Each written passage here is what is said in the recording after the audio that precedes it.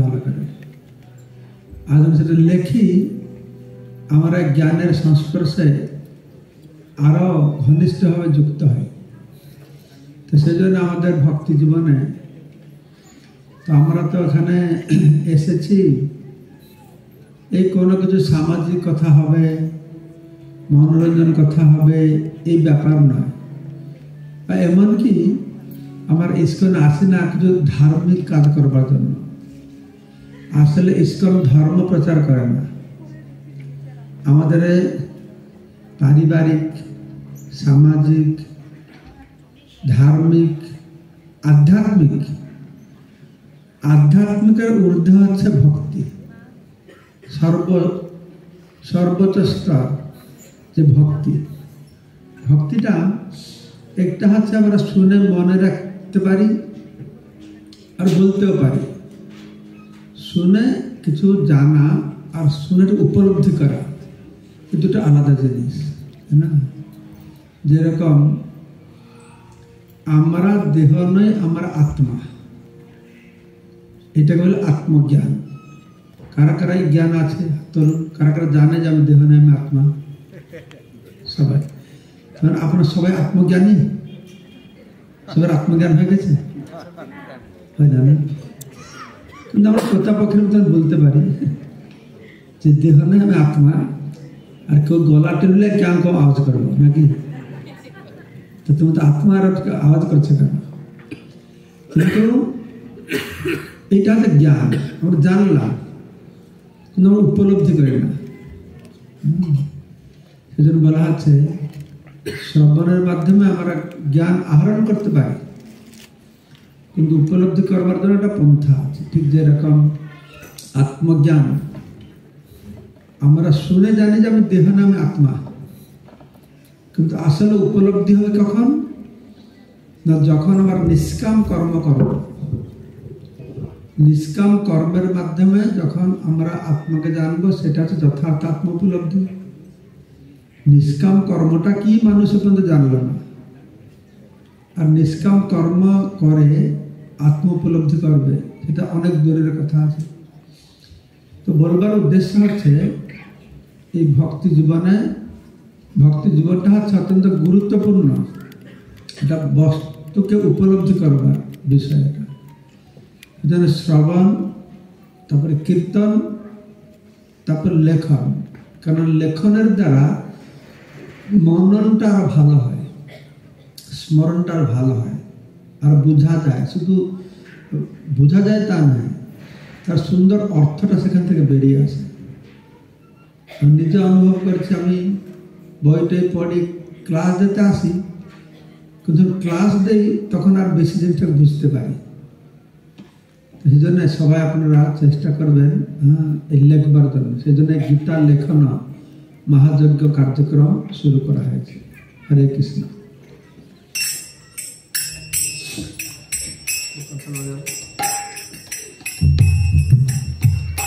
জয় রাধা মাধব কুঞ্জ বিহারি,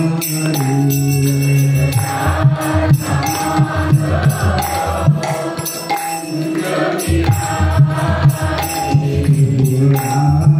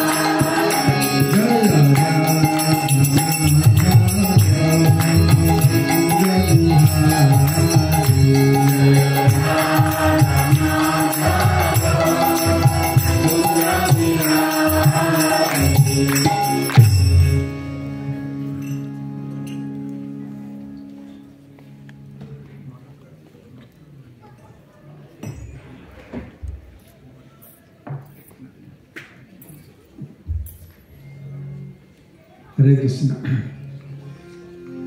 ओम ज्ञानतिमिरन्धस्य ज्ञानञ्जनशलाकया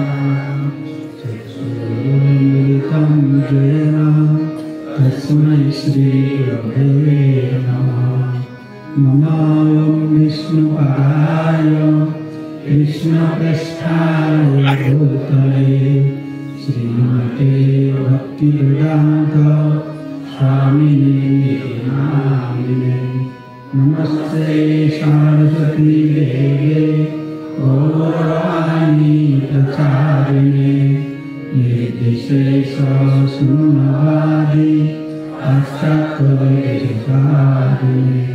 वंशाकल्पतरुभ्यश्च कृपासिन्धुभ्येव च पतितानां पावनेभ्यो वैष्णवेभ्यो नमो। आजानुलम्बितभुजौ कनकावदातौ संकीर्तनैकपितरौ कमलायताक्षौ विश्वम्भरौ द्विजवरौ जुगधर्मपालौ वन्दे जगत्प्रियकरौ करुणावतारौ। जय श्री कृष्ण चैतन्य प्रभु नित्यानंद श्री अद्वैत गदाधर श्रीवासदि श्री गौरभक्तवृंद। हरे कृष्ण कृष्ण कृष्ण हरे हरे हरे राम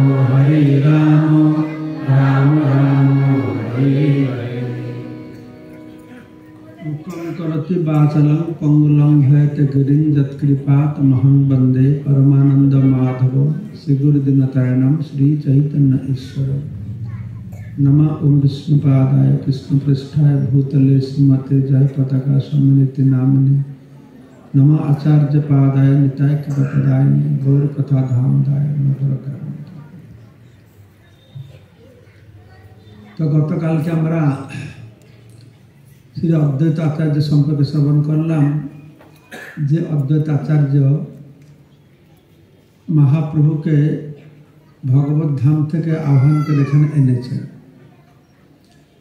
और आज के हमारे नित्यानंद कथा श्रवण करब जो नित्यानंद प्रभु से महाप्रभु के सारा जगतवासी के चिनिए। तो সেজন্য বলা আছে নিতাই করুণা হবে ব্রজে রাধা কৃষ্ণ পাবে। তো তার লীলা আমরা শ্রবণ করব। তার পূর্বে আমার নিত্যানন্দ কি তত্ত্ব একটু আমরা জানব। তো নিত্যানন্দকে না ব্রজেন্দ্র নন্দন যেই সচিসূত হইল সেই বলরাম হইল নিতাই। শ্রীকৃষ্ণ ভগবান শ্রীকৃষ্ণ চৈতন্য রূপে এসেছেন আর বলরাম নিত্যানন্দ রাম রূপে এসেছেন। তো বলরাম হয়েছে নিত্যানন্দ। তার বলরামকে জানলে নিত্যানন্দকে জানতে পারবে। তো আমরা সবাই জানি বলরামকে। বলরাম হচ্ছে রোহিণী নন্দন। বলরামের আরেক নাম হচ্ছে বাসুদেব। আমরা ভগবান কৃষ্ণকে বাসুদেব বলি, কিন্তু বলরামকে বাসুদেব বলা হয় কোথাও, কারণ তিনিও বসুদেব নন্দন, তাকে বাসুদেব বলে। তো কৃষ্ণ আর বলরাম গোলক বৃন্দাবনে।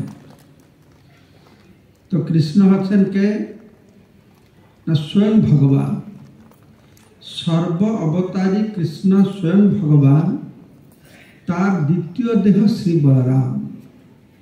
কৃষ্ণের প্রথম প্রকাশ হচ্ছেন শ্রী বলরাম। আর কি পার্থক্য না একই স্বরূপ দহে ভিন্ন মাত্র কায়। আদ্য কায় বিহ কৃষ্ণ লীলায় সহে। আদি আদি কায় বিহ মানে প্রথম প্রকাশ। তো কৃষ্ণ লীলায় সাহায্য করেন। সেই কৃষ্ণ নবদ্বীপে শ্রী চৈতন্য চন্দ্র। সেই বলরাম সঙ্গে নিত্যানন্দ।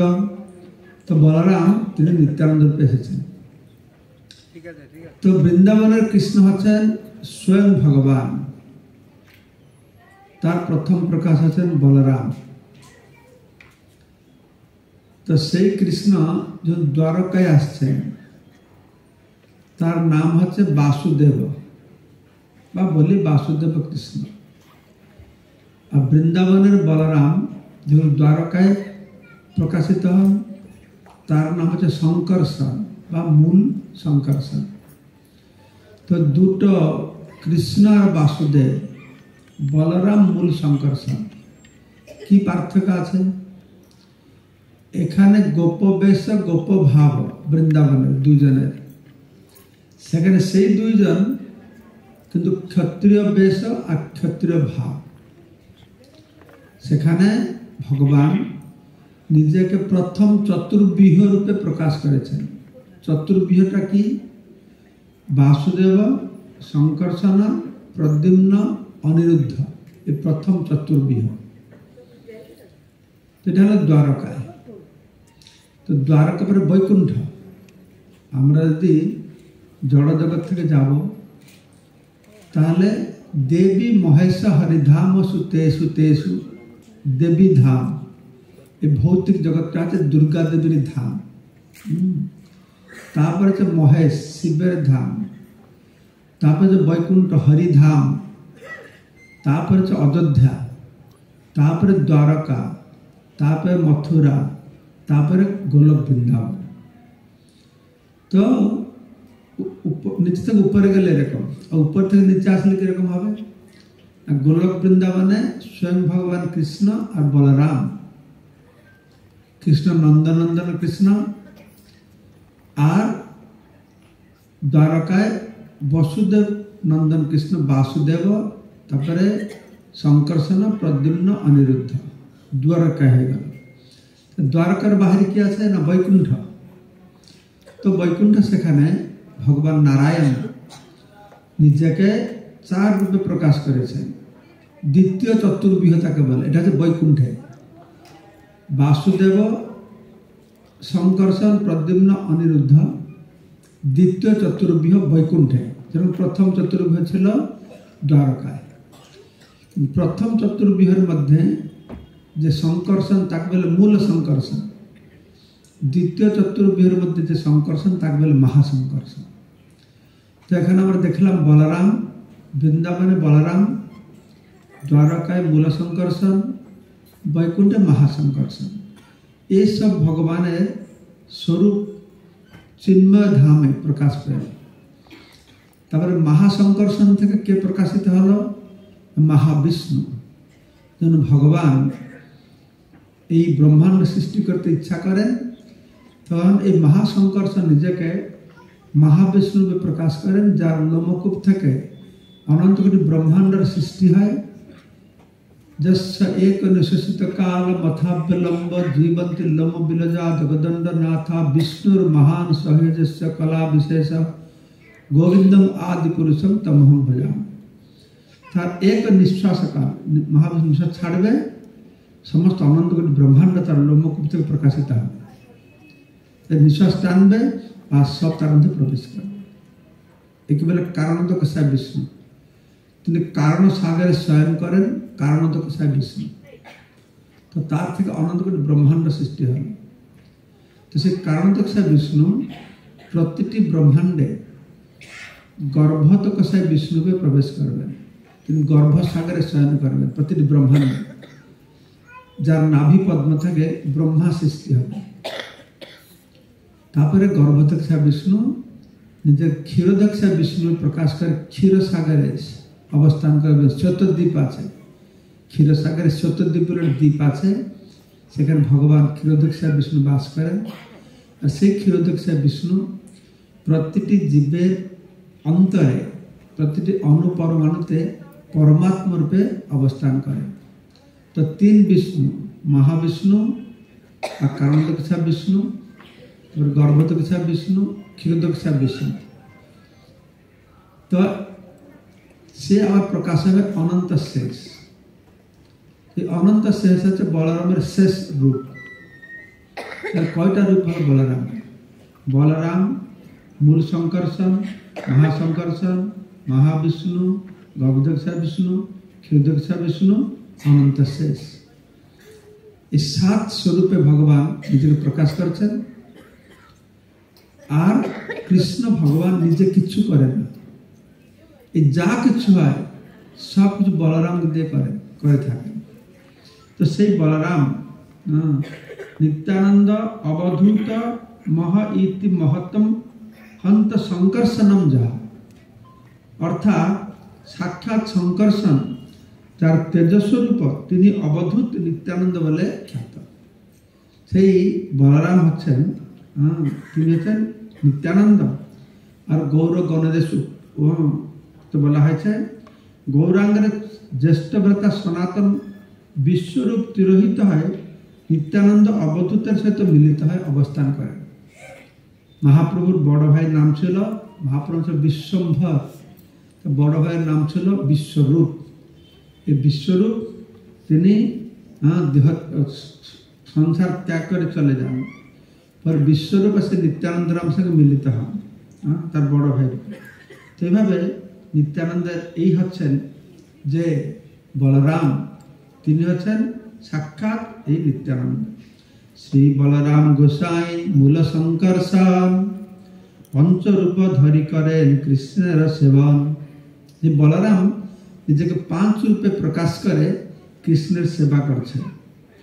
আপনে করেন কৃষ্ণ লীলার সহায়, সৃষ্টি লীলা কার্য করে ধরি চারিকায়।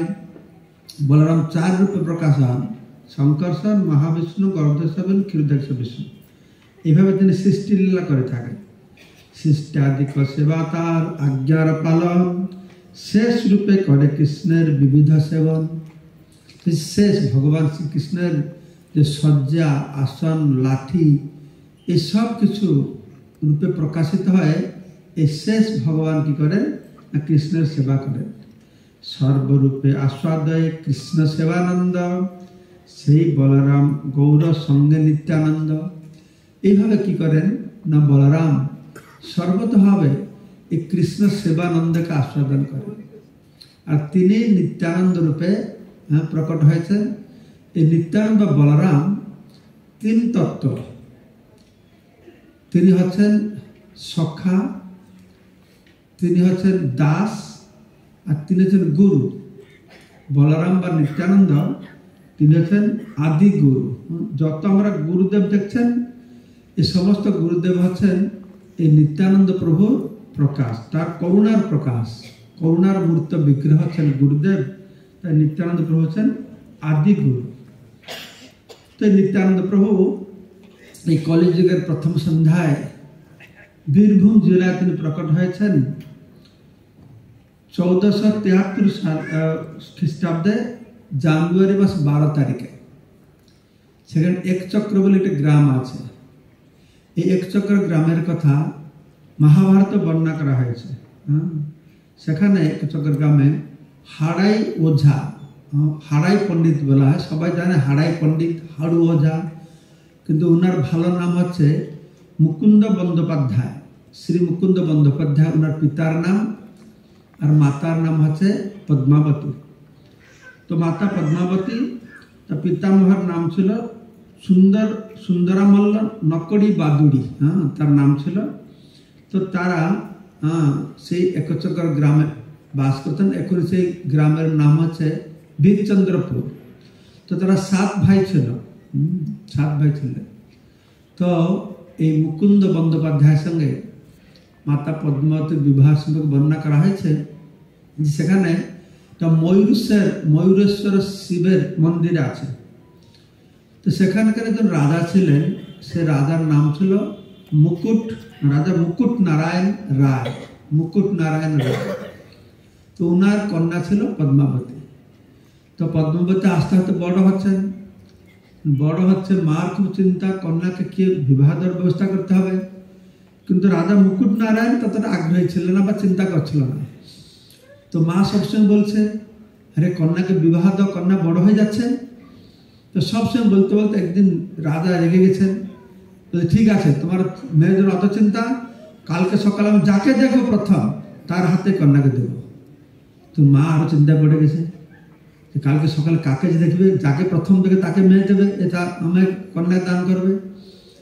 তো তারপর দিন সকালে যখন রাজা মুকুট নারায়ণ ঘুম থেকে উঠেছেন, হঠাৎ জানলা দিয়ে দেখছেন একজন ব্রাহ্মণ, খুব সুন্দর ব্রাহ্মণ, তো বাগান থেকে ফুল তুলছিলেন। তো তিনি ছিলেন এই মুকুন্দ বন্দ্যোপাধ্যায় বা হাড়াই ওঝা। তো হাড়াই ওঝাকে পদ্মবতীকে দান করেছেন, তার সঙ্গে একটা পুকুরও দান করেছেন। এখন সে পুকুরটা আছে, তাকে বলে পদ্ম পুকুর। আপনারা কারা কারা নিতাই ধামে গিয়েছেন? একচক্রতে অনেক গিয়েছেন। পদ্ম পুকুর দেখেছেন? পদ্ম জল খেয়েছেন? না, এইবার গেলে জলটা খাবেন। আমি যখন আমার পেট প্রচন্ড খারাপ থাকলেও একবার জল খেলে সঙ্গে সঙ্গে উপকার বুঝতে পারবেন। সে জল অত সুন্দর, জলটা। সেখানে নিত্যানন্দ প্রভুকে বহু লীলাবিলাস করেছেন।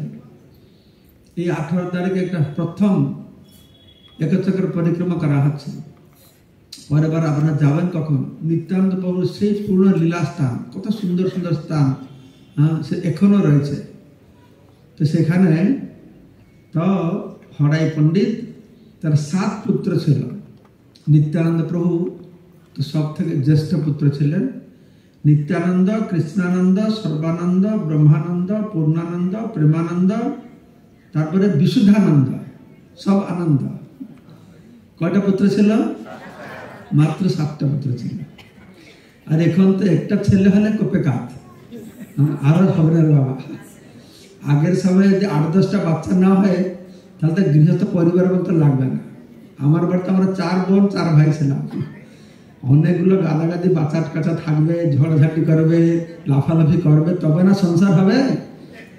আর এখন তো মরুভূমির সংসার। একটা শিশু, একটা বাচ্চা হলে মানে মারা অনেক হয়ে গেছে, হাঁপিয়ে পড়ে তাদের। এতে কি হচ্ছে? আস্তে আস্তে মুসলমানরা বলছে আমাদেরকে, হিন্দুদেরকে মুসলমান করতে হবে না, আমাদের মুসলমান ধর্ম প্রচার করতে হবে না, আমরা এরকম সন্তান হচ্ছে আল্লাহর মেহরবানি। তারা আমাদের হিন্দুরা খাবারি যায়, অত বাচ্চা কে পুষবে? তোমার বাবারাও কত বাচ্চা পুষছিল, কি কত বাচ্চা পুষছিল কি করে? বাচ্চা হয়ে গেলে পয়সা নেই, পয়সা অনেক আছে, ব্যাংক ভাড়া, বাচ্চা পারবে না। তো তারা বলছে এমনি হিন্দুরা নিশ্চিন্ন হয়ে যাবে, এমনি হিন্দুরা নিশ্চিন্ন হয়ে যাবে, মুসলমান সংখ্যা বেড়ে যাবে, ভোট বেড়ে যাবে, প্লাস হিন্দু। আর সবসময় তো মোদি থাকবে না, তারা বলছে মোদি যাক না, দেখবো তোমাদেরকে। তো সেই জন্য যত ফ্যামিলি প্ল্যানিং করে, এগুলো সব হিন্দুরাই বেশি করে, খ্রিস্টানরাও করে। ঠিক ফ্রান্সে, জার্মানে খ্রিস্টানদের অবস্থাও খারাপ। তারা বলছে না, এটা ধর্ম। অনেক তো গর্ভ নষ্ট করছে, আর অনেক গর্ভ ধারণই করে না। কেউ বুঝে না যে সংসার ধর্মের মূল লক্ষ্য হচ্ছে কৃষ্ণ চেতনাময় সন্তান সন্ততি উৎপন্ন করা। আমাদের ভক্তিবিনোদ ঠাকুর 5টা না 7টা ছেলে ওনার ছিলেন। এখানে হরাই পণ্ডিত দেখছেন 7 পুত্র ওনার ছিলেন। তো নিত্যানন্দ ছিল সব থেকে বড়। তো নিত্যানন্দ ছোটবেলা থেকে খুব বিদ্বান আর পণ্ডিত ছিলেন, খুব বিদ্বান পণ্ডিত ছিলেন, অনেক ভালো পড়াশোনা করতেন। অত ভালো পড়াশোনা করতেন, ছোটবেলায় ওনাকে একটা উপাধি দেওয়া ছিল ন্যায় চূড়ামণি।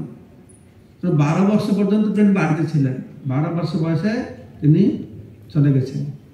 তাই বলা হচ্ছে উদ্ধারণ কহ্য ব্রাহ্মণ উত্তম, রাঢ়ি শ্রেণী সর্বশাস্ত্রে অতি উচ্চতম, ন্যায় চূড়ামণি ইহার শাস্ত্রের আখ্যাতি, নিত্যানন্দ রাম প্রেমানন্দ পুরে স্থিতি।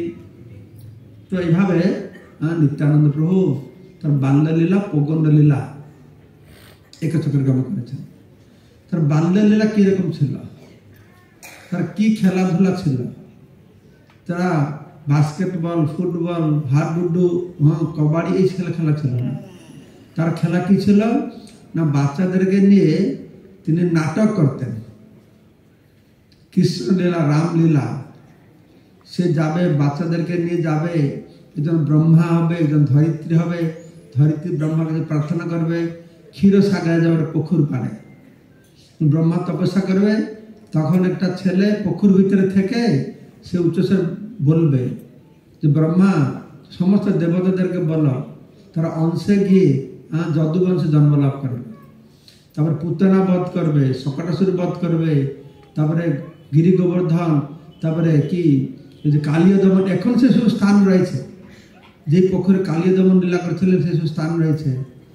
তারপর বসুদেবের মধ্যরাত্রিতে বসুদেব দেবকের বিবাহ করাবে।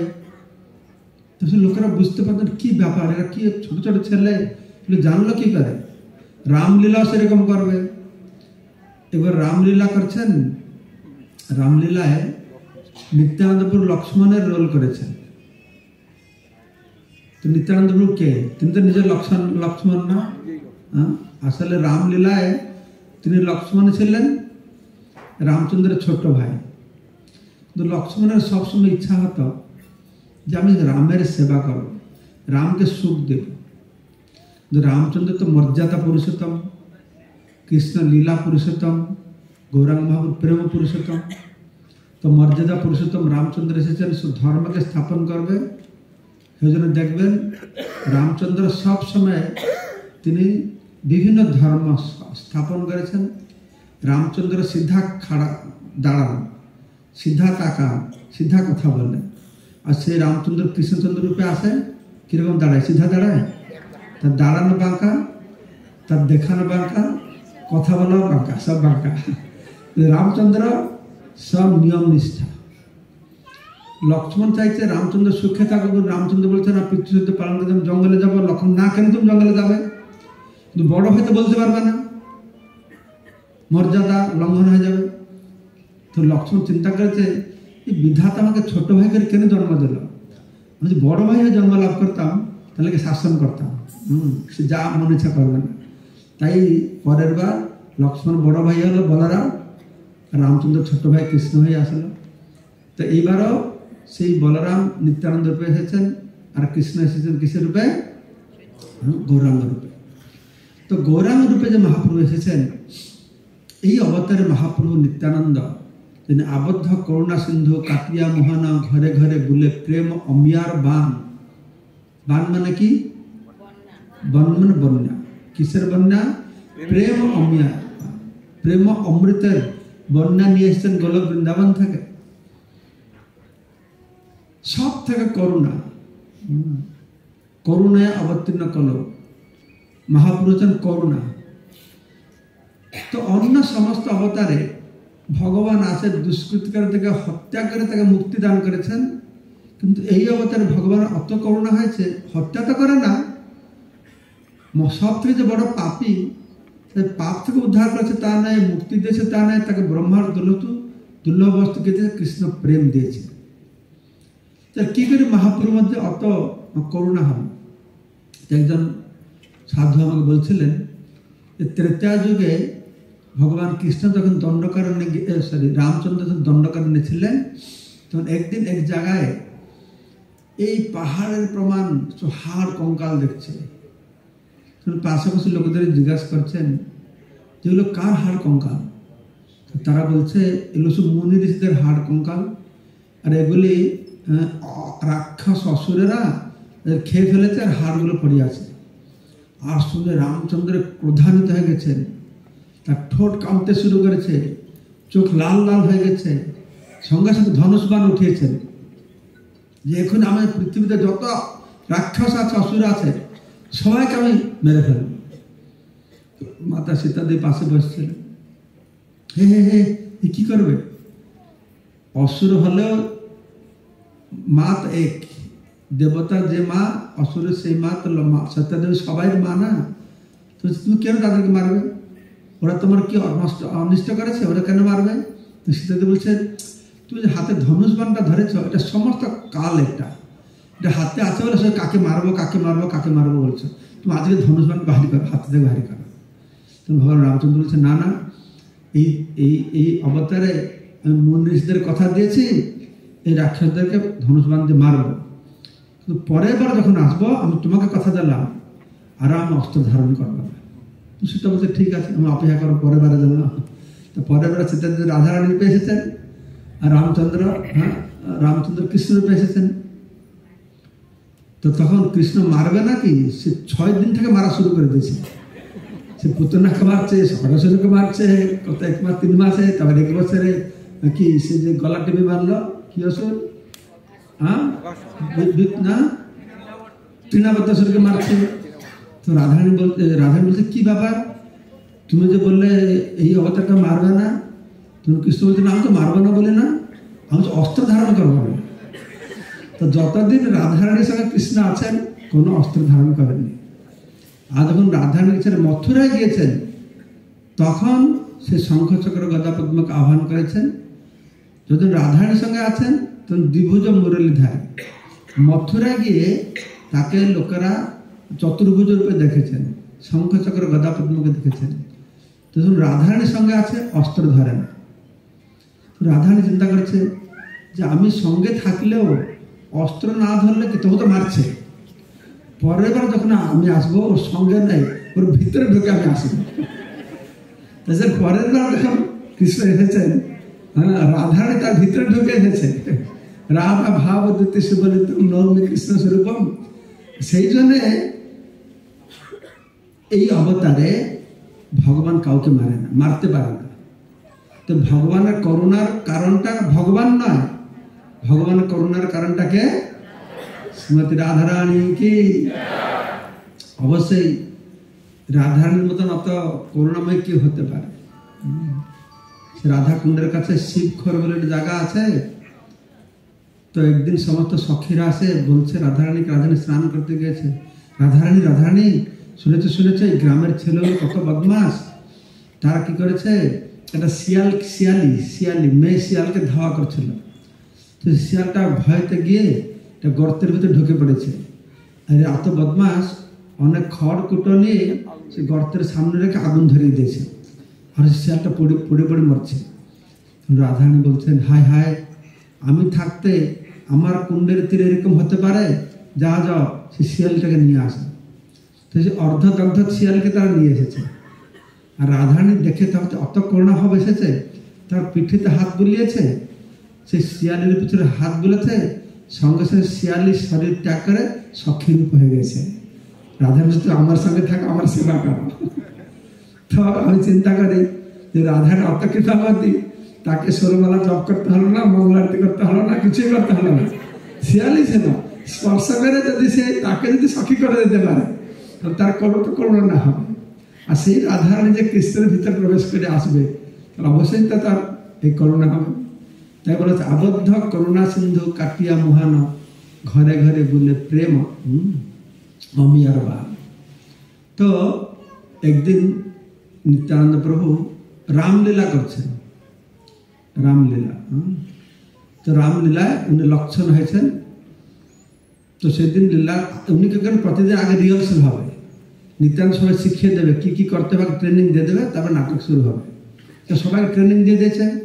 তো তিনি নিজের নিত্যানন্দ তো লক্ষ্মণ, তখন কি লক্ষ্মণ কি ভেদ, সেটা কি শল্য ভেদ নাকি সেল ভেদ কে সে তীর মেরেছিল, ইন্দ্রজিৎ না মেঘনাথ, ইন্দ্রজিৎ। তো ইন্দ্রজিৎ যে রোল করছে সে তীর মেরেছে, আর নিত্যান্ত লক্ষ্মণ রোল করছে, সে তীর মেরে মূর্ছায় পড়ে গেছে।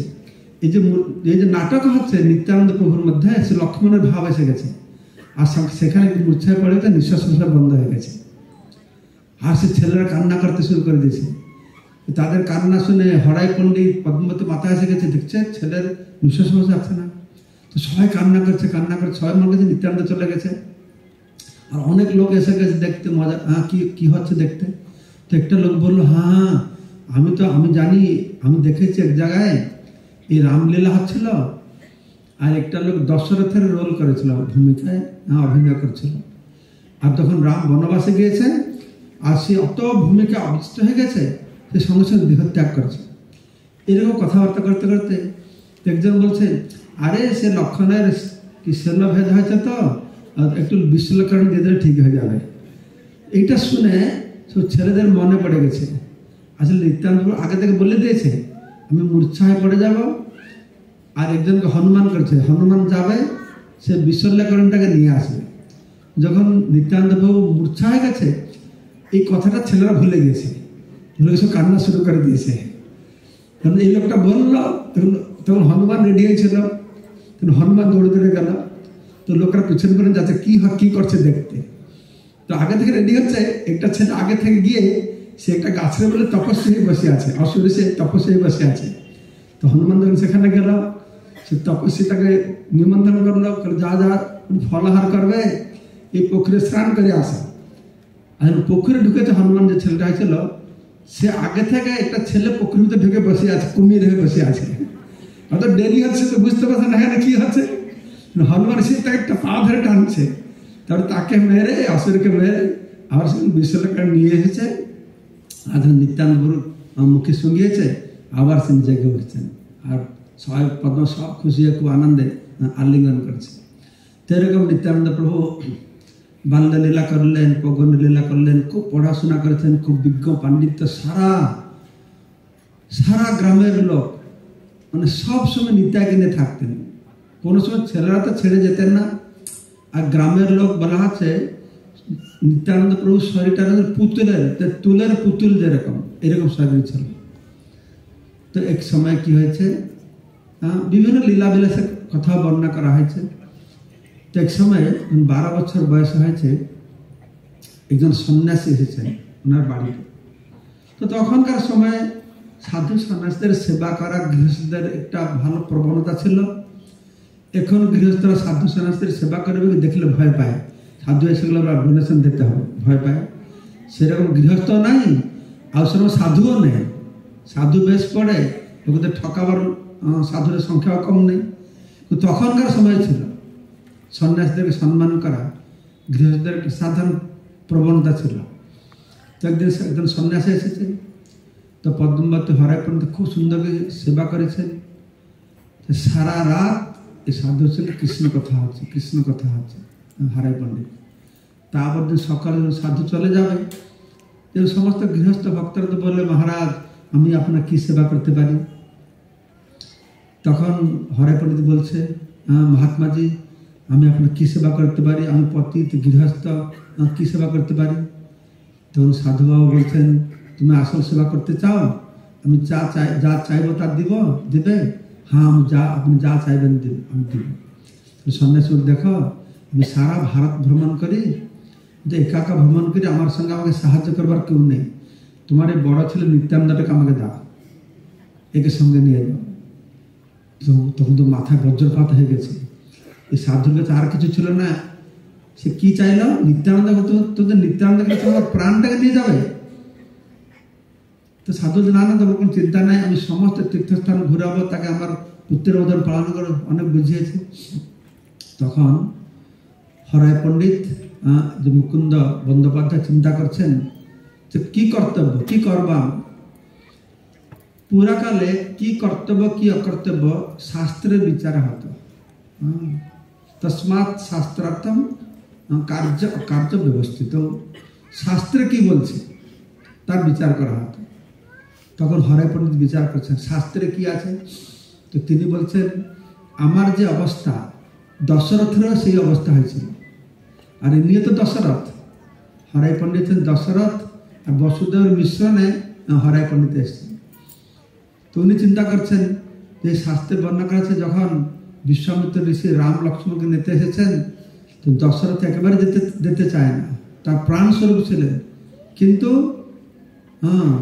শাস্ত্রকে মেনে ঋষি সাধু সন্ন্যাসী এসেছেন, তার হাতে দিয়েছে। তাই তিনি সংকল্প করেছেন, এই পুত্রকে আমি সেই বিচারে, শাস্ত্রের বিচারে, পুরাণের বিচারে আমি সন্ন্যাসীর হাতে অর্পণ করব। তো তিনি চিন্তা করছেন, বলছেন আমি তো দিব, কারণ পুরাণের প্রমাণ দেখিয়েছেন, কিন্তু এই পুত্র তো শুধু নিত্যান্ত আমার নয়, এর মার তো অধিকার আছে। তো মার তো পারমিশন নিতে হবে, অনুমতি নিতে হবে। মার কাছে গিয়েছে। তো মাকে যখন বলছে যে এরকম সন্ন্যাসী, সাধু সন্ন্যাসী আমাদের বড় ছেলে নিত্যানন্দ চাইতে সঙ্গে নিয়ে যাবে, তোমার কি মত? এখানে দেখুন স্বামী তার কি মত, পুরাণের যে মত আমার সেই মত। স্ত্রীর কি মত হবে? তাহলে স্ত্রীর কি মত হবে? স্বামীর যে মত আমার সেই মত। এই হচ্ছে সংসার, এই হচ্ছে পরিবার, এই হচ্ছে গৃহস্থ আশ্রম। এইরকম না স্বামী একদিকে যাবে, স্ত্রী আরেকদিকে যাবে। স্বামী পুরাণের ধার পাশে আসবে না, আর স্ত্রী তো যার পাশে যাবে। তো এটা গৃহস্থ আশ্রম না। এখানে কি দৃষ্টান্ত দেখাচ্ছেন, যখন তাকে বলেছেন পদ্মাবতীকে, তিনি বলছেন প্রভু আপনি যেটা চাইবেন আমার সেইটা ইচ্ছা, আপনি কি চান? দুজন স্বামী স্ত্রী বিচার করলেন যে আমরা সন্ন্যাসীর হাতে দিয়ে দেব। আমাদের পুত্রের খুব আসক্তি, তার প্রাণের মতন। হারাই পণ্ডিত নিত্যানন্দকে অত ভালোবাসতেন যে ছোট্ট শিশুবেলা থেকে যখন কোনো কৃষিকাজে যাবে, যজমানের বাড়িতে যাবে, তখন সঙ্গে করে নিয়ে যাবে। চৈতন্য ভাগবত বলা আছে, তো নিত্যানন্দকে অত ভালোভাবে সামনে সামনে থাকবে নিত্যানন্দ, যদি একটু পিছনে চলে যাবে 10 বার ঘুরে তাকাবে যেমন নিত্যাই কোথায় গেল।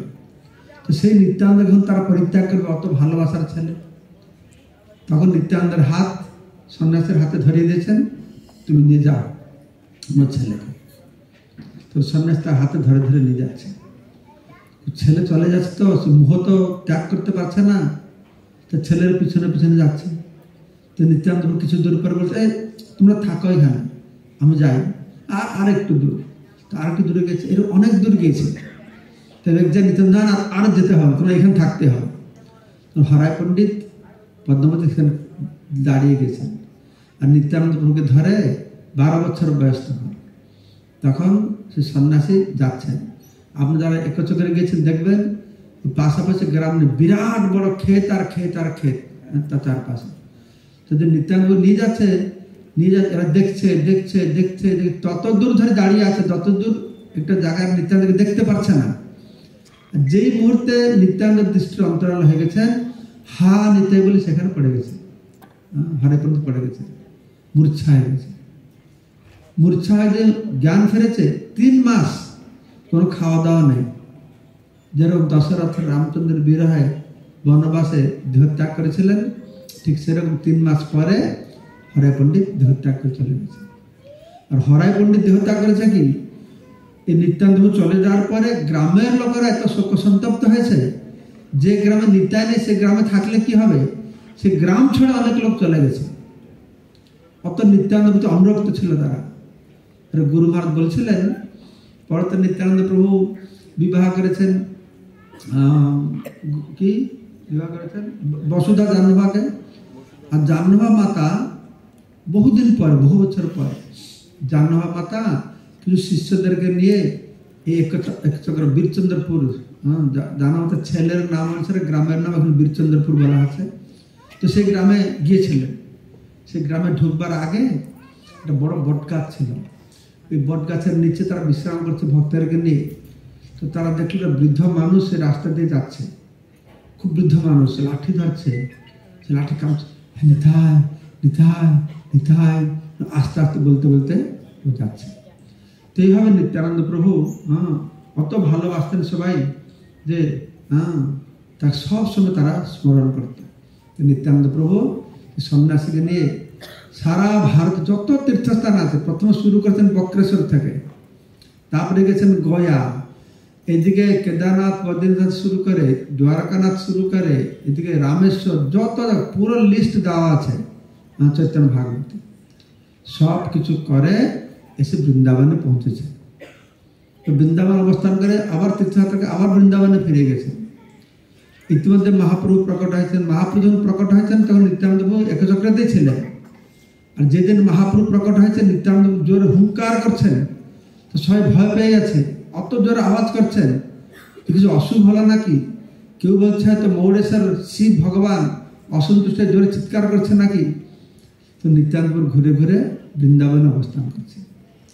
আর এদিকে চৈতন্য মহাপ্রভু তিনি বাল্য অবস্থায় বিদ্যারস আস্বাদন করে গয়া গিয়েছেন, পিতৃশ্রাদ্ধ করেছেন, বিষ্ণু পাদপদ্ম দর্শন করেছেন, ঈশ্বর পুরীপাদ কাছ থেকে দীক্ষা গ্রহণ করেছেন, ফিরে এসে কানহাই আটশালে সাক্ষাৎ ভগবান কৃষ্ণকে দর্শন করেছেন। আপনারা কারা কারা কানহাই আটশালে গিয়েছেন? অনেক জানি, খুব সুন্দর জায়গা, একবার অবশ্যই যাওয়া উচিত। আর সেই কানহাই আটশালার সেবা পূজা এখন ইস্কন করছে। গুরু মহারাজকে সেবায়তন আমার জেগেছে ছিল জয়প্রতাপ গুরু মহারাজকে।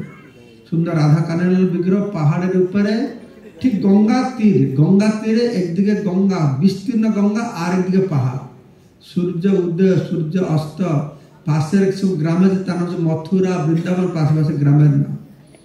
তো সেখান থেকে ফিরে এসে মহাপুরুষ সংকীর্তন আন্দোলন যখন শুরু করেছেন, তখন নিত্যানন্দ সে পর্যন্ত অপেক্ষা করেছেন মহাপ্রভু সংকীর্তন আন্দোলন শুরু করবে, আমি কি যোগদান করব। একদিন মহাপ্রভু গৌরাঙ্গ মহাপ্রভু ভক্তদেরকে বলছেন যে আমার মনে হয় আর 3-4 দিনের মধ্যে একজন মহাপুরুষ এই নবদ্বীপে আসবে বলেছেন। তো 2-3 দিন পরে মহাপ্রভুকে সমস্ত বৈষ্ণবরা সকাল সকাল দর্শন করতে যেতেন। দর্শন করতে গিয়েছেন, তো গৌরাঙ্গ মহাপ্রভু বলছেন কালকে রাতে স্বপ্ন দেখলাম, খুব ভালো স্বপ্ন দেখলাম। ওই স্বপ্নে দেখলাম একটা বিরাট তালধ্বজ রথ, তার উপরে বিরাট কায় একটা মানুষ বসে আছে। সে ব্লু কালারের কাপড় পরিধান করেছে, নীল কালারের কাপড় আর একটা নীল কালারের পাগড়ি পরেছে। তার ডান দিকে একটা কুণ্ডল আছে, আর একটা বেত আছে, লাঠির এক ধারে একটা কমণ্ডল লাগানো আছে। তো সে রথে আরোহণ করে এসছে, রথটা আমার দরজার সামনে দাঁড়িয়েছে। তো আমি স্বপ্নে দেখলাম, আর সে মানুষটা ওখানে নেমে আমার বাড়ির সামনে বলছে এটা কি নিমায়ের বাড়ি, এটা কি নিমায়ের বাড়ি, এটাকে 10-20 বার বলছে। তখন আমি বেরোলাম, আমি বল হ্যাঁ এটা নিমায়ের বাড়ি। আপনি মহাশয় আপনি কে? হাসছে, বলছে আমি তোমার ভাই, এই 2-3 দিনের মধ্যে তুমি বুঝতে পারবে সব কিছু। তারপরে আমার ঘুমটা ভেঙে গেছে। তখন মহাপ্রভু বলল তুমি যাও, সেই মহাপুরুষ অবশ্যই এই নবদ্বীপে কোথায় এসেছেন, তোমরা তার খুঁজে নিয়ে আসো। তখন হরিদাস ঠাকুর শ্রীবাস সব খুঁজতে গিয়েছে নিত্যানন্দ প্রভুকে। সারাদিন খুঁজে খুঁজে খুঁজে খুঁজে ফিরে এসছে, বলছে মহাপ্রভু আমরা সর্বত্র খুঁজলাম, যত বাড়ি ব্রাহ্মণ বাড়ি সবার বাড়িতে আমরা গেলাম, কোথায় সে তো সেই রকম মহাপুরুষকে পেলাম না। তখন মহাপ্রভু হাসছেন, বলছে তোমরা চোখ দিয়ে নিতাইকে খুঁজতে চাচ্ছ, আর নিতাইকে আমি না দেখলে কেউ দেখতে পারবে না। নিতাই অত গূঢ়, কারণ যে নিতাইকে পাবে জীবনে সব কিছু পাবে, তো সে নিতাই তো অত সহজে দেখা দেবে না। চলো আমি নিতাইকে খুঁজবো গিয়ে। তো সবাইকে নিয়ে কীর্তন করে মহাপ্রভু বেরিয়েছেন। তো তার 3 দিন আগে নিত্যানন্দ প্রভু এসে কার বাড়িতে নন্দন আচার্য বাড়িতে অবস্থান করেছিলেন। আর মহাপ্রভু সব ভক্তদের কীর্তন নিয়ে নন্দনাথের বাড়িতে প্রবেশ করেছেন। সবাই দেখছে সে বারান্দার উপরে বিরাট রূপ। লোচন দাস ঠাকুরদাস বলছেন যে নিত্যানন্দ প্রভু যখন কীর্তন করে নৃত্য করে মাটিতে গোড়াগড়ি দিতেন, মনে হয় সোনার পর্বতের জন্য ধুলাতে লোটায়, সোনার পাহাড়ের মতন তার শরীর ছিল, তো বিরাট শরীর ছিল। তো তারা সব দেখছে বিরাট একটা মানুষ এখানে এরকম করে বসে আছে। তো মহাপ্রভু যখন গিয়েছেন, নিত্যানন্দ প্রভু সে মহাপ্রভু এরকম দেখছে যে যেন জিহ্বাতে চাটছে, এরকম চোখ কান সব যেরকম দেখছে। তো মহাপ্রভু তার দিকে তাকাচ্ছেন, আর নিত্যানন্দ মহাপ্রভু দিকে তাকাচ্ছেন। দুজনকে চিনতে পেরেছেন, তো কেউ কিছু বলছে না। তো সব ভক্ত চিন্তা যে কোথা থেকে আসলো, কি ব্যাপার, কেউ তো চেনে না এই মহাপুরুষকে। তো নিত্যানন্দ প্রভু চাইছেন তাকে চিনাবে, এই মহাপুরুষকে তাকে সবাইকে জানাবে যে মহাপুরুষকে। তো নিত্যানন্দ প্রভু শ্রীবাস ঠাকুরকে বলছেন ইশারা দিয়ে তুই একটা ভাগবতের শ্লোক পড়। শ্রীবাস ঠাকুর একটা শ্লোক পড়েছিলেন। এই শ্লোকটি হচ্ছে বরাহ পীড়ং নটবর বপু কর্ণয় কর্ণিকা করম বিভ্রত বাস কনক কপিসং বৈজয়ন্তী চ মালম রন্ধান বেনুর অধর সুধয়া পুরয়ন গোপ বৃন্দাই বৃন্দারণ্যম সপদরমণম প্রবিশত গীত কীর্তি। এই শ্লোকে বর্ণনা করা হচ্ছে ভগবান শ্রীকৃষ্ণ বৃন্দাবনে প্রবেশ করছেন। সেই নটবর বপু বলা আছে বরাহ পীড়ং নটবর বপু। নটবর বপু কৃষ্ণ মস্তকে ময়ূর পুচ্ছ ধারণ করেছেন। কর্ণিকা কর্ণয় কর্ণিকার, কর্ণ দুটো যুগলকের কর্ণিকা ধারণ করেছেন। তারপরে নীল স্বর্ণ পীতবসন ধারণ করেছেন। গলা দেশে তিনি পঞ্চবর্ণ পুষ্প বৈজন্তী মালা ধারণ করেছেন। আর বেণুর ছিদ্র দিয়ে তিনি কি করেছেন, ছিদ্রকে ধ্বনিত করে পরিপূর্ণ করে সে চরণের দ্বারা ব্রজভূমিকে মহিমান্বিত করে তিনি বৃন্দাবনে প্রবেশ করলেন।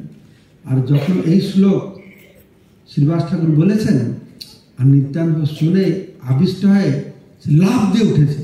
হ্যাঁ, শুনি মাত্র নিত্যানন্দ শ্লোক উচ্চারণ, পড়িলা মূর্ছিত হইয়া নাহি চেতন। তো সঙ্গে সঙ্গে সে মূর্ছা হয়ে পড়ে গেছে। আনন্দে মূর্ছিতা হইলা নিত্যানন্দ রায়, পড় পড় শ্রীবাসরে গৌরাঙ্গ শিখায়। মহাপুরুষ শ্রীবাস ঠাকুর বলছেন আরো পড়ো আরো পড়ো। শ্লোক শুনি কতক্ষণে হইলা চেতন, তবে প্রভু লাগিলেন করিতে ক্রন্দন। পুনঃ পুনঃ শ্লোক শুনি বাড়য় উন্মাদ, ব্রহ্মাণ্ড ভেদয় হেন শুনি সিংহনাদ। তো মহাপ্রভু নিত্যানন্দ প্রভু উঠে খুব জোরে নৃত্য করতে শুরু করেছেন। তো অত জোরে নৃত্য করছেন কেউ 10-15 জন লোক তাকে আর ধরে রাখতে পারছে না। প্রভু বলে জিজ্ঞাসা করি না, তখন কি হয়েছে না, কেউ যখন ধরতে পারে না, মহাপুরুষ স্বয়ং গিয়ে তাকে আলিঙ্গন করেছেন। মহাপুরুষ ধরেছেন, নিস্তব্ধ নিশ্চল হয়ে গেছেন। তো মহাপ্রভু তাকে কোলে ধরে বসে আছেন। তো সবাই বলছে মনে হয়েছে দেখে যেন লক্ষ্মণ, যেরকম লক্ষ্মণকে রাম কোলে ধরে বসেছিলেন এই শল্যভেদের সময়, সেরকম মনে হয়েছে দেখতে লাগে। কেউ বলছে তো অতি আশ্চর্য। কি আশ্চর্য? আমরা সব সময় দেখেছি অনন্ত শেষ বিষ্ণুকে কোলে ধরে রাখে, কিন্তু এখানে আজকে কি দেখছি, বিষ্ণু অনন্ত শেষকে কোলে ধরে রেখেছেন। তো এইভাবে অনেক সময় নৃত্য কীর্তন, বহু সুন্দর নৃত্য কীর্তন হয়েছে। তারপরে সব ঠান্ডা হয়ে গেছে। মহাপ্রভু জিজ্ঞাসা করছেন, প্রভু বলে জিজ্ঞাসা করিতে করি ভয়, কোন দিকে হইতে শুভ করিলে বিজয়। আমাকে জিজ্ঞাসা করতে ভয় লাগে, আপনি কোন দিকে থেকে এসেছেন?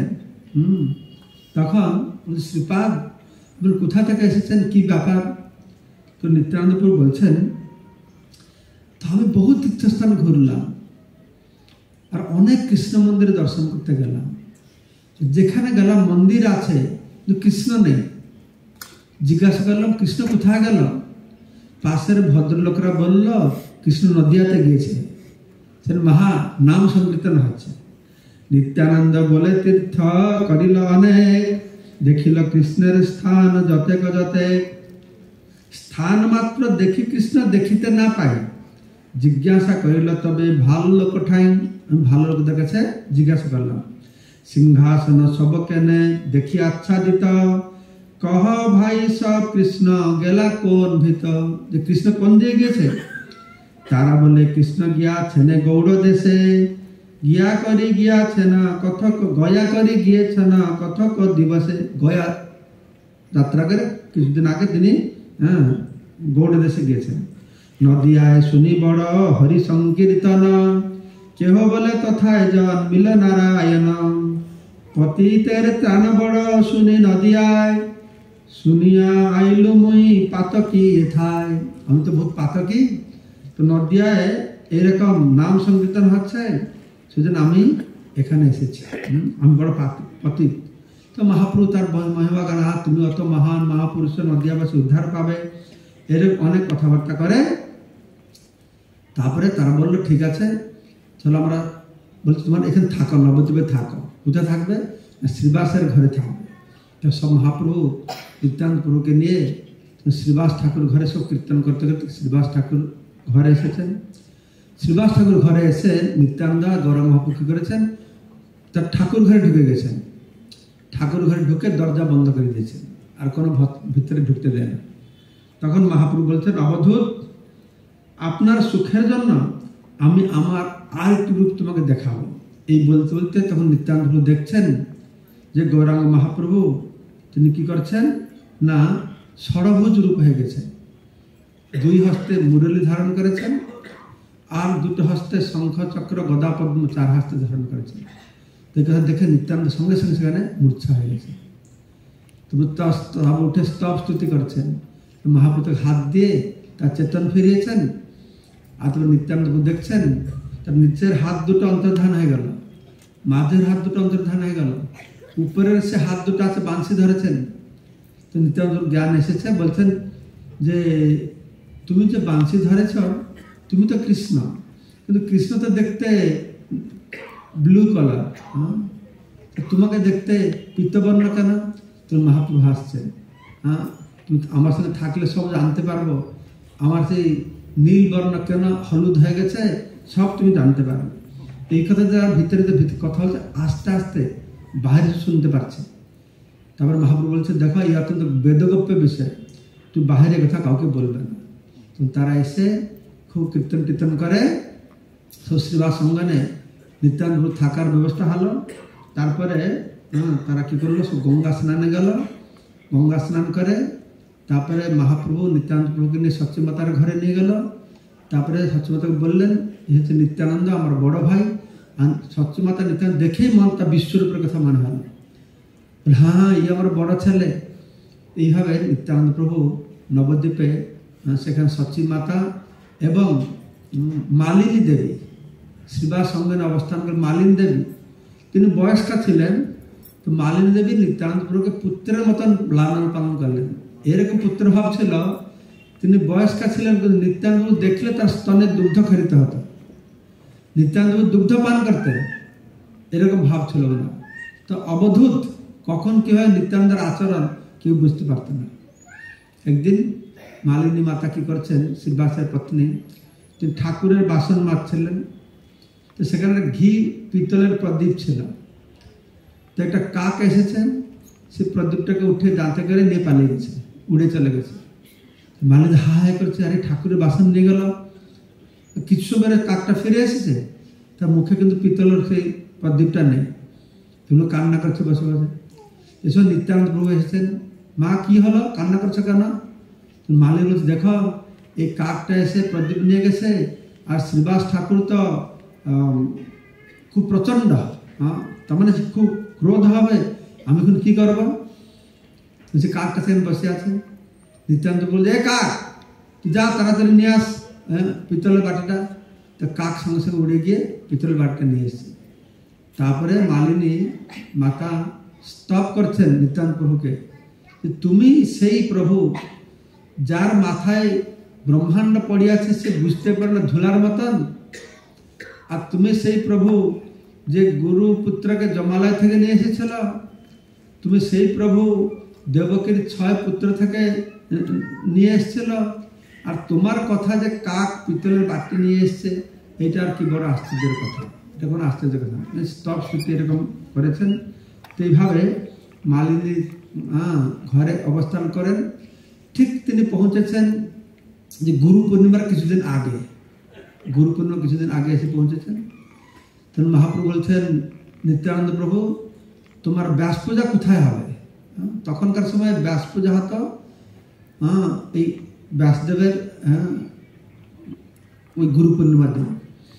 নিত্যানন্দ বলছে, আমার নিত্যানন্দ প্রভু তখন শুনে উঠে গেছেন, শ্রীবাস ঠাকুর হাত ধরে বলছেন, আমার ব্যাস পূজা হবে এই বুড়ো ব্রাহ্মণের ঘর ব্যাস পূজা হবে। মহাপ্রভু বলছেন, শ্রীবাস আমার বড় দায় পড়ে গেল, বহুত টাকা পয়সা খরচা হবে।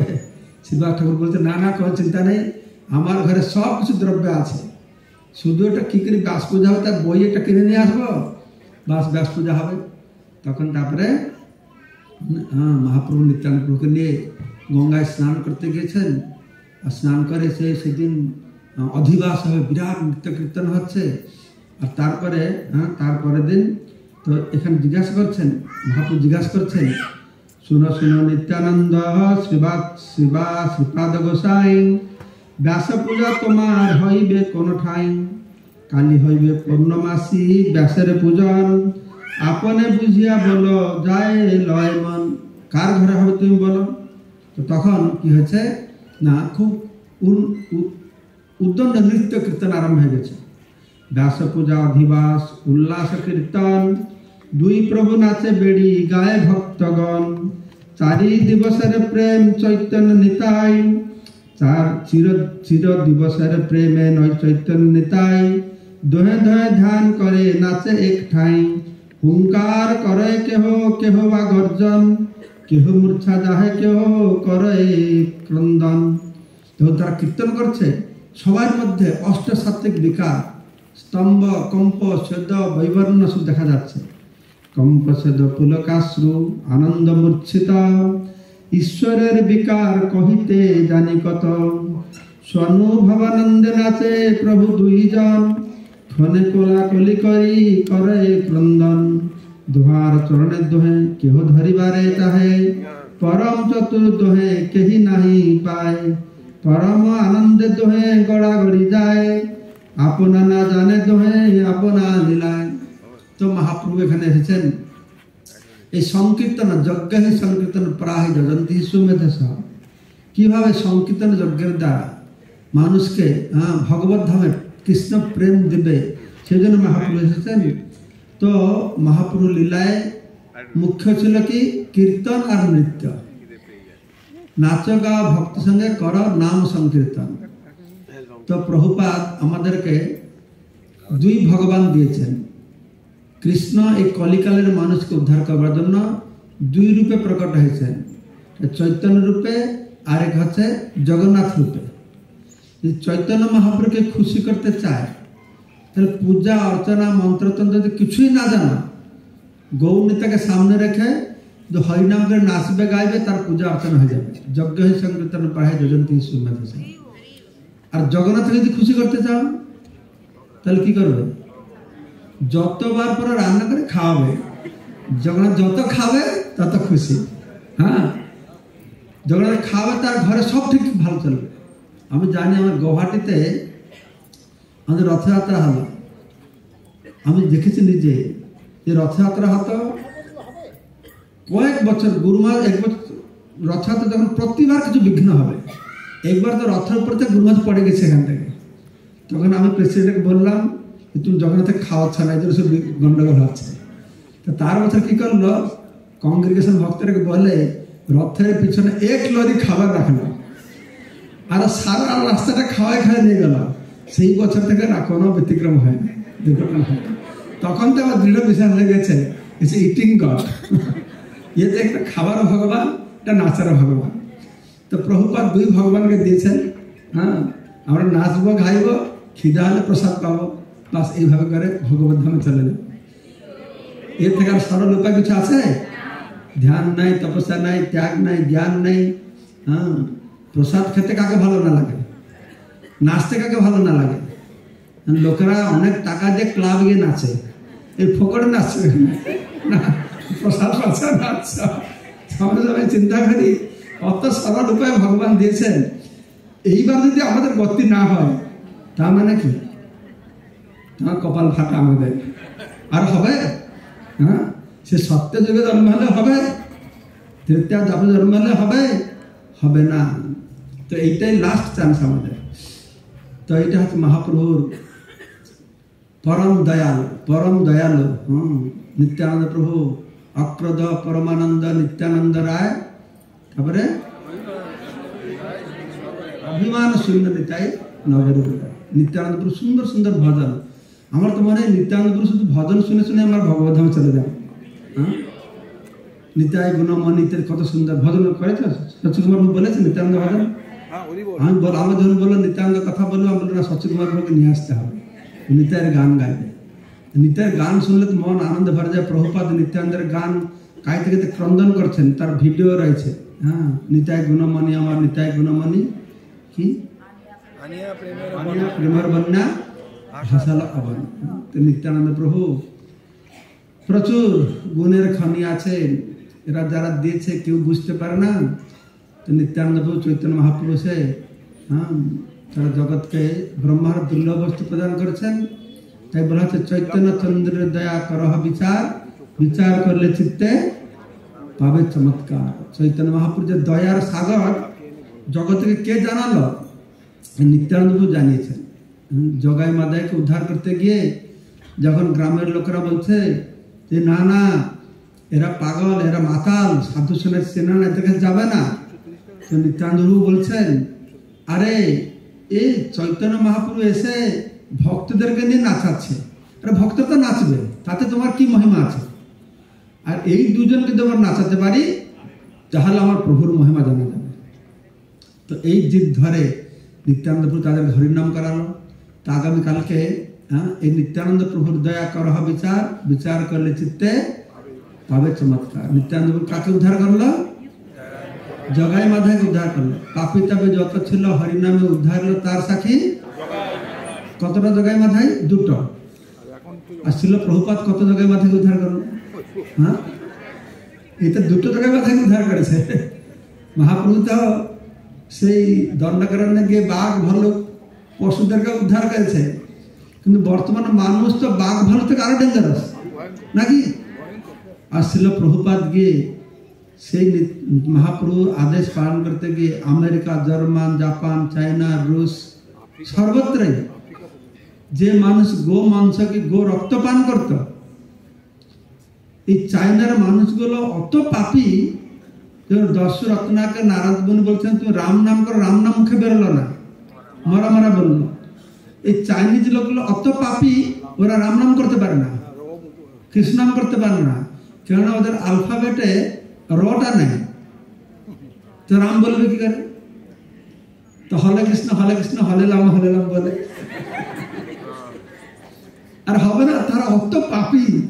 হ্যাঁ, তারা তো ব্যাং, সাপ, বিড়াল, কুকুর, আরশোলার বড় বড় ফ্যাক্টরি আছে, ওদের কোটি কোটি আরশোলা চাষ করে, আর তাকে তেলে ভেজে অ্যাডভার্টাইজ করছে সারা পৃথিবীতে বিজনেস বাড়াবার জন্য, ডুবে ডুবে খাচ্ছে, সব কিছু খায়। হ্যাঁ, বললে যে আকাশে যা উড়ে এরোপ্লেনকে ছেড়ে সব খেয়ে যায় ওরা। কিন্তু অত বড় পাপী হাজার হাজার চায়নার লোক, সমস্ত বয়স্ক লোক। যখন গুরু মহারাজ মালয়েশিয়া যান, গুরু মহারাজ তো চায়না যেতে পারে না, তো মালয়েশিয়া পুরো প্লেন বুক করে চায়না থেকে তারা আসে গুরু মহারাজ দেখা করতে। সেও আবার কমিউনিস্ট দেশ, খোলাখুলি কিছু করে, লুকিয়ে লুকিয়ে ভয়েতে ধরা পড়লে চাকরি চলে যাবে, জেলে খাবে, তবুও রাশিয়াতে কি অবস্থা হলো, কি শাস্তি দেওয়া হলো রাশিয়াতে। তা সত্ত্বেও ভগবানের প্রতি জীবের একটা স্বাভাবিক প্রেম ভালোবাসা আছে না, এই হরিনাম থেকে যে প্রেম ভালোবাসাটা জাগে, সেই ভালোবাসাটা অত তীব্র, কোনো প্রতিবন্ধক তারা মানতে পারে না। শেষে একটা সময় এসেছে রাশিয়া সরকারকে মাথা নত করতে হয়েছে, ইসকনকে স্যাংশন করেছে, উন্মুক্ত হয়ে সব জায়গায় হরিনাম প্রচার হচ্ছে। তো এটা হচ্ছে শিল প্রভুপাদের দয়া করহ বিচার, বিচার করলে চিত্তে পাবে চমৎকার। জয় শ্রী প্রভুপাদ কি, নিত্যানন্দ রাম কি, গৌর প্রেমানন্দে। তো যাওয়ার সময় সবার জন্য প্রসাদ আছে, প্রসাদ নিয়ে যাবেন। তো আমাকে বলছিল লেট হয়েছে বেশি বলে বন্ধ করতে 7টায়, তো 7টা বেজে গেছে, বন্ধ করি, কিন্তু আমার কাছে সময় নেব। যারা কোনো প্রশ্ন আছে, কারো প্রশ্ন আছে? কি প্রশ্ন আছে? চৈতন্য মহাপ্রভু তো স্বয়ং ভগবান, কিন্তু আমাদের চৈতন্য ভাগবতে যে বর্ণনা করছে, মানে ক্ষীর সমুদ্রের থেকে শুয়েছিলাম, আমাকে ডেকে নিয়ে আসলো, কি করে এটা হলো? তো বীরচন্দ্র বলছেন চৈতন্য মহাপ্রভু স্বয়ং কৃষ্ণ, তো বলছে না ক্ষীর সমুদ্রে আমি শুয়েছিলাম, আমাকে ডেকে নিয়ে আসলো, তাই না? কৃষ্ণ না ক্ষীরোদকশায় বিষ্ণু, এটা প্রশ্ন তোমার। আসলে কৃষ্ণ হোক, রাম হোক, বামন হোক, নরসিংহ হোক, এই ভৌতিক জগতে যারা প্রবেশ করবে তারা ক্ষীরোদকশায়ী বিষ্ণুর মাধ্যমে আসবে। কারণ ক্ষীরোদকশায়ী বিষ্ণু পরমাত্মা রূপে সর্বত্র অবস্থান করছেন, নরসিংহদেব সর্বত্র অবস্থান করছে ক্ষীরোদকশায়ী বিষ্ণু রূপে, তারা খম্বর থেকে বেরিয়ে আসবে। তো প্রভুপাদ বলছেন যদি এখনই রাষ্ট্রপতি আসবে, বেঙ্গলে আসবে, কার থ্রুতে আসবে? মমতার পারমিশন লাগবে, রাজ্য সরকার পারমিশন আসবে, ওর মনে চাচ্ছে যে রাষ্ট্রপতি হোক, প্রধানমন্ত্রী হোক, রাজ্য সরকার পারমিশন লাগবে। কৃষ্ণ আসলে এর পারমিশন নিয়ে আসতে হবে, এর মাধ্যমে আসবে। তো সেই জন্যে সমস্ত অবতার যারা অবতীর্ণ হয় এই মাধ্যমে এসেছে। আর কোনো প্রশ্ন আছে? জয় শ্রী প্রভুপাদ কি। এখানে আপনারা আসুন, যারা যারা আমাদের ফর্ম ফিল আপ হয়ে গেছে, এখানে আসুন সবাই। এই গীতার লেখানো, হরিনাম লেখানো গ্রন্থ নিয়ে যাবেন। এই গীতার লেখানো মহাযজ্ঞ আপনারা সবাই যোগদান করে জীবনকে সফল করবেন। যারা করেছেন কালকে কিছু ঘোষণা হবে, 2-4 মিনিট বসুন, একটু বসুন। শ্রীমদ ভক্তি পুরুষোত্তম স্বামী মহারাজ কি, নিত্যানন্দ প্রভু কি, গৌর প্রেমানন্দে। তো মহারাজকে আমরা অসংখ্য ধন্যবাদ জানাই যে মহারাজ ওনার মূল্যবান সময় আমাদেরকে দান করছেন। তো মহারাজ আপনারা সবাই একটু অপেক্ষা করবেন।